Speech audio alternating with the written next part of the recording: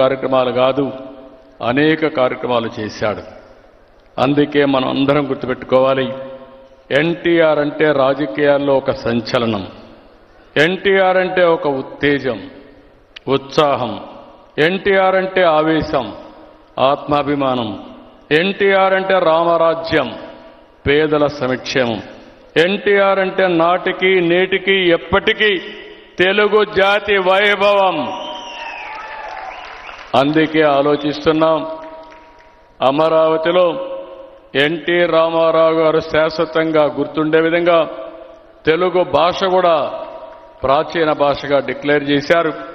ఈరోజు మన వెంకయ్య నాయుడు గారి యొక్క కృషితో నెల్లూరులో సెంటర్ పెట్టారు. కానీ వారు కూడా మనం ఒక మాట అన్నారు, దాన్ని డెవలప్ చేయాలని.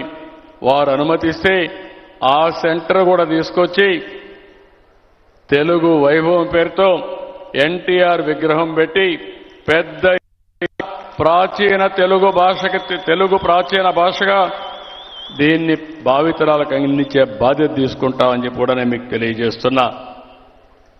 ఈరోజు గుజరాత్లో సర్దార్ వల్లభాయ్ పటేల్ విగ్రహాన్ని పెట్టారు.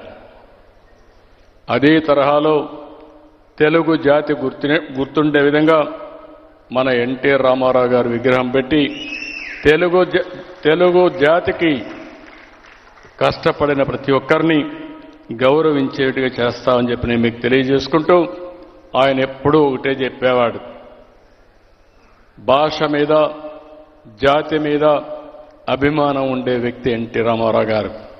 నేను అందుకే ఆయన తరపున మీ అందరికీ, ఆయన మన దగ్గర లేరు కానీ ఆయన ఆశయాలు మన దగ్గర ఉన్నాయి, ఆయన సంకల్పం మన దగ్గర ఉంది. ప్రపంచంలోనే తెలుగు జాతిని నెంబర్ 1 చేసే బాధ్యత తెలుగుదేశం పార్టీ తీసుకుంటుందని చెప్పి మీ అందరికీ విజ్ఞప్తి చేస్తూ, ఇప్పుడే మీరు చూశారు, ఆ రోజు ఒక ఉద్యమం చేస్తే 2024లో సైలెంట్ ఉద్యమం. నేను చాలా ఎన్నికలు చూశాను, కానీ 94% స్ట్రైక్ రేట్తో 57% ఓట్లతో గెలిపించిన ఏకైక ఎన్నిక ఆంధ్రప్రదేశ్ చరిత్రలో 2024. అది ఎన్డీఏ పై నుండే అభిమానం. ఆ అభిమానాన్ని శాశ్వతంగా ఇక్కడికి వస్తే మిమ్మల్ని అందరినీ చూస్తున్నా, ఇక్కడుండే మీరే కారణం. మీరందరూ సమిష్టిగా పనిచేసి